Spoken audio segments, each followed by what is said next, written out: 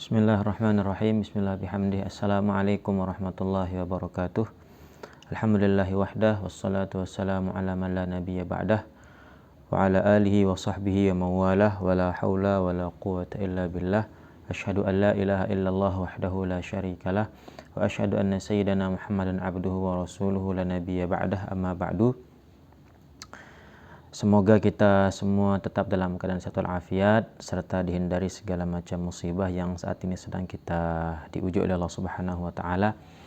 Baik para anak-anakku, bahwa pada kesempatan kali ini kita akan mulai untuk mempelajari salah satu materi yang akan kita bahas pada semester 2 kali ini, yaitu berkenaan dengan materi tanggung jawab terhadap keluarga dan masyarakat. Di dalam materi ini kita akan menjelaskan setidaknya ada 5 ayat Al-Quran yang berisi tentang ayat-ayat tanggung jawab terhadap keluarga, juga tanggung jawab terhadap masyarakat, juga terdapat 2 hadis yang akan menjelaskan hal-hal tersebut. Ayat yang pertama, kita akan mulai dari ayat yang pertama, yaitu Quran Surah At-Tahrim ayat 6. Allah Subhanahu wa taala berfirman, A'udzubillahi minasyaitonir rajim. Bismillahirrahmanirrahim. Ya ayyuhalladzina amanu qu anfusakum wa ahlikum nara وقودها الناس والحجارة عليها ملائكة غلاظ شداد لا يعصون الله ما أمرهم ويفعلون ما يؤمرون. Shadaqallahul azim. Artinya, wahai orang-orang yang beriman, ya ayyuhalladzina amanu qu anfusakum wa ahlikum nara. Qu berarti peliharalah. Ku ini asal katanya adalah waqayaqi, yang berarti memelihara. Ku dia menggunakan bentuk fi'il amr yang berarti kata kerja yang berarti perintah. Ku peliharalah anfusakum, diri kalian, wa ahlikum, dan keluarga kalian, naro, dari api neraka. Dalam hal ini Allah Subhanahu wa taala memerintahkan kepada seluruh orang-orang yang beriman untuk memperhatikan dirinya sendiri, lalu memperhatikan keluarganya. Karena tanggung jawab kita terhadap keluarga juga tidak lepas dari tanggung jawab terhadap diri sendiri. Waquduhan nas wal hijaratu 'alaiha malaikatun ghilazun syidad. Waquduha artinya bahan bakarnya. Waquduha an-nasu, manusia, wal hijarah, dan batu. Kalau kita di dunia, bahan bakar kita bisa jadi kalau ketika kita masak itu adalah tongges, ya, merupakan salah satu kebutuhan kita saat ini. Atau kalau zaman-zaman dulu sebelum ada tongges, mungkin banyak kita menggunakan minyak tanah.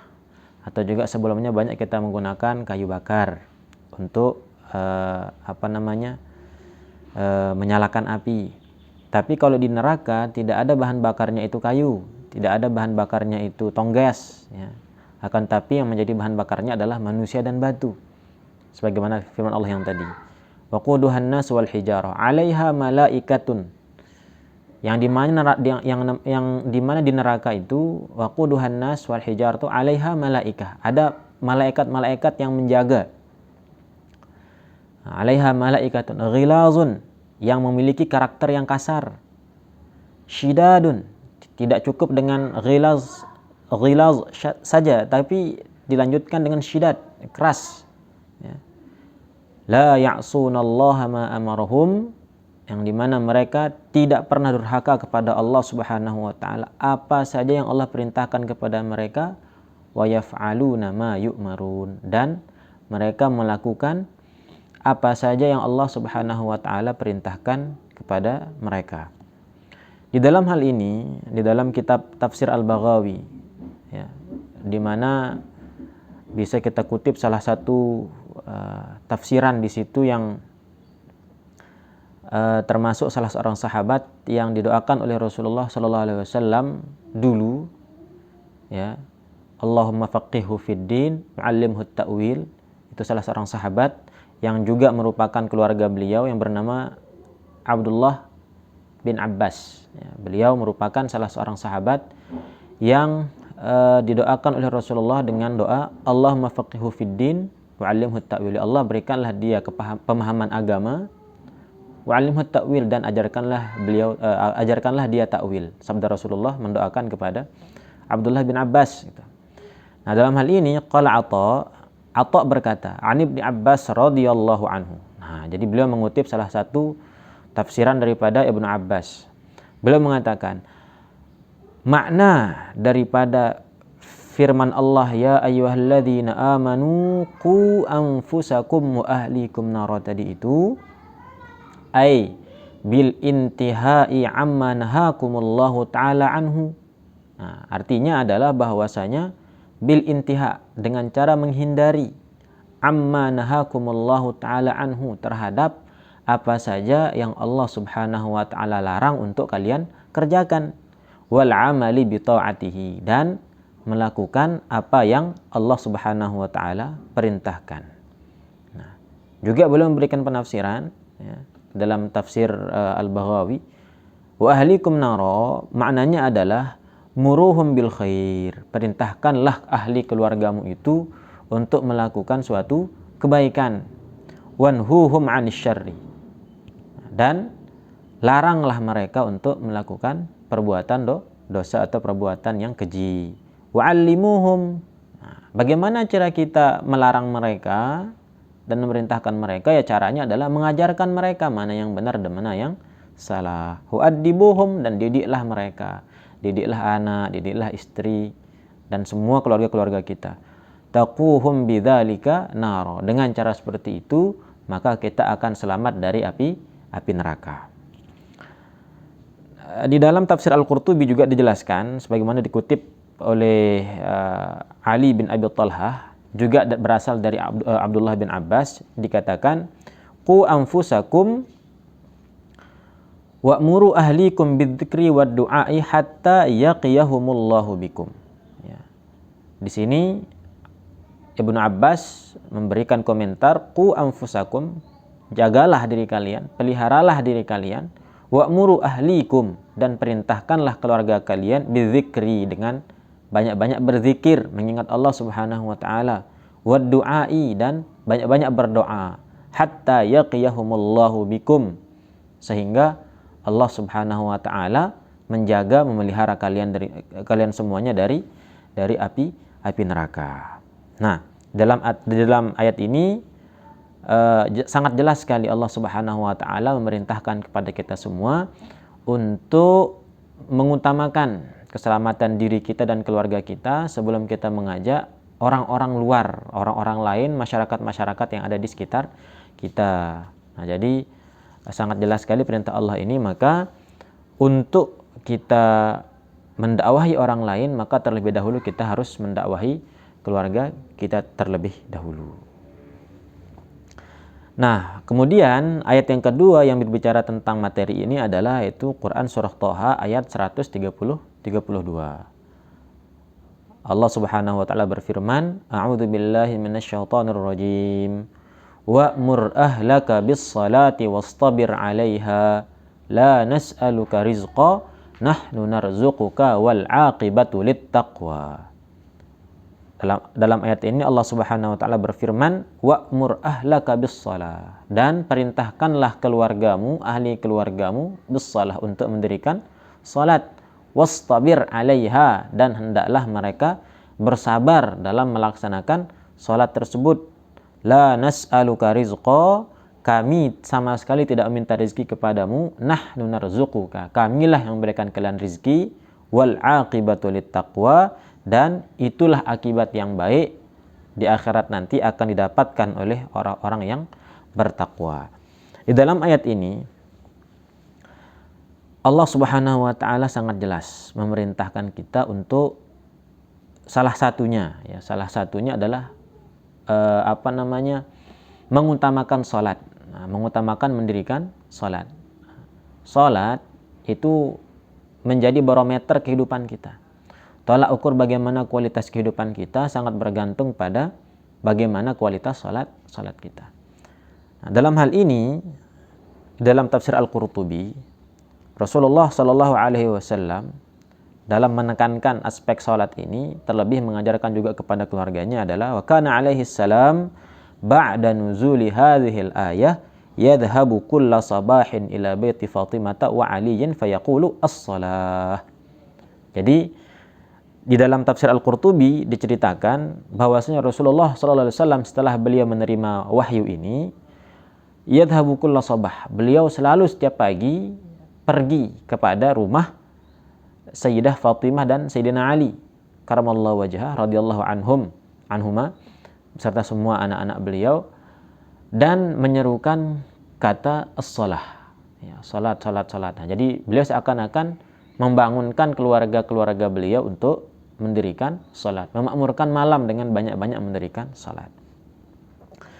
Dan hal itu juga tidak hanya dilakukan oleh Rasulullah SAW. Di dalam tafsir Al-Qurtubi juga dijelaskan bahwasanya wa kana Umar ibn al-Khattab yuqizu ahlahu darahu lis-salati al-laili wa yusalli wa huwa yatamathalu bil ayah. Bahwasanya Umar bin Khattab radhiyallahu anhu membangunkan ahli keluarganya untuk melaksanakan salat malam, ya. Wa yusalli, dan beliau salat, wa huwa yatamathalu bil ayah, dan beliau juga ya menjalankan, ya, mengamalkan ayat ini.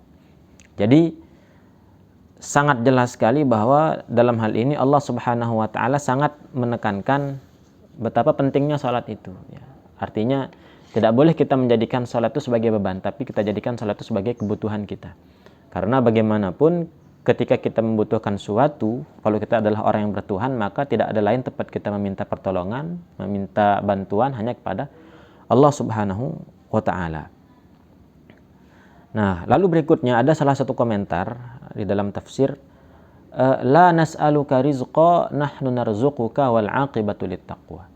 Bahwasanya dengan kita menjadikan salat, jadi Rasulullah SAW itu juga dalam tafsir Ibnu Katsir dijelaskan, Rasulullah SAW kalau beliau mendapati keluarganya itu memiliki urusan-urusan yang sempit, artinya beliau mungkin kekurangan makanan dan lain sebagainya, memiliki masalah dan lain sebagainya, maka beliau selalu merintahkan keluarganya untuk mendirikan salat, melaksanakan salat. Dalam hal ini tentu hal itu menjadi contoh bagi kita semua yang merasa galau, yang merasa gelisah, yang merasa sempit hidupnya, untuk kita lebih mengutamakan salat. Dalam hal ini, salat inilah yang akan menyelamatkan kita, juga akan memberikan motivasi bagi kita untuk semakin bersemangat dalam mengejar akhirat, gitu. Karena salat yang 5 waktu tidak terlalu banyak mengambil waktu yang 24 jam banyak kita lakukan untuk urusan dunia. Karena dalam sebuah hadis, kalau kita terlalu mementingkan dunia, maka Allah Subhanahu wa taala akan menyempitkan apa yang kita cari, rezeki yang kita cari, Allah sempitkan, kelapangan rezeki, keluasan waktu dan lain sebagainya semua akan Allah sempitkan, sehingga kita seakan-akan tidak memiliki waktu untuk mencari dunia dengan meninggalkan akhirat itu. Akan tapi kalau kita mengajar akhirat, maka dunia itu akan datang. Dalam sebuah hadis Rasulullah SAW bersabda dari salah seorang sahabat yang bernama Zaid bin Thabit, an Zaid bin Thabitin sami'tu Rasulullah SAW yaqul man kanatid dunya hammahu farraqallahu alaihi amrah. Ya, Rasulullah SAW bersabda, barang siapa yang menjadikan dunia sebagai tujuan hidupnya, farraqallahu alaihi amrahu. Artinya Allah Subhanahu wa taala akan memecah belah semua urusannya. Artinya dia tidak bisa fokus, dia tidak bisa menyelesaikan segala urusannya itu. Wa ja'ala faqrahu baina 'ainaihi. Maka Allah juga akan menjadikan kefakiran itu, kemiskinan itu berada di antara kedua matanya. Artinya dia tidak bisa mendapatkan keberkahan rezeki, keluasan waktu, keberkahan umur dan lain sebagainya. Walam ya'tihi minad dunya illa ma kutiba lahu. Dan dia tidak akan mendapatkan keduniaan, duniawi, urusan-urusan duniawi, hasil-hasil apa yang dia kerjakan itu, kecuali apa yang telah Allah tetapkan untuknya. Wa man kanatil akhiratu niyatahu. Barang siapa yang menjadikan akhirat itu sebagai tujuan hidupnya, jama'alahu amrahu, maka Allah akan mengumpulkan segala urusannya, artinya Allah akan selesaikan urusannya. Wa ja'ala ghinahu fi qalbi. Inilah yang paling penting. Allah akan menjadikan kekayaan itu ada di hatinya. Jadi letak ukuran kekayaan itu bukan hanya pada harta tapi juga kekayaan pada hati. Ya. Wa atathu dunya wa hiya raghimatun. Dan dunia itu akan datang dalam keadaan hina. Artinya dunia itu akan datang dalam keadaan tunduk. Apa saja yang diinginkan terhadap urusan dunia maka Allah akan datangkan untuknya. Nah, jadi pada kesimpulannya, ya, kedua ayat ini, ayat yang pertama yang berkaitan dengan surah Tahrim ayat 6 tadi, kesimpulannya adalah Allah Subhanahu wa taala memerintahkan kita untuk menjaga diri dan keluarga kita. Lalu yang kedua adalah juga diperintahkan kita oleh Allah Subhanahu wa taala untuk sebelum kita mendakwahi orang lain, hendaklah kita mendakwahi diri dan ahli keluarga kita sendiri. Lalu pada surah Thaha tadi, Allah Subhanahu wa taala, kesimpulannya Allah Subhanahu wa taala sangat memberikan motivasi kepada kita untuk lebih mementingkan perkara akhirat dengan cara banyak mendirikan salat. Juga diperintahkan kita oleh Allah Subhanahu wa taala untuk mengajarkan dan mendidik ahli keluarga kita untuk senantiasa mengerjakan salat. Nah, jadi mungkin untuk kesempatan kali ini itu yang menjadi salah satu materi kita. Mudah-mudahan dapat diambil manfaatnya. Usikum wa nafsi bitaqwallah. Wallahul muwaffiq wal hadi ila sabilir rasyad. Assalamualaikum warahmatullahi wabarakatuh.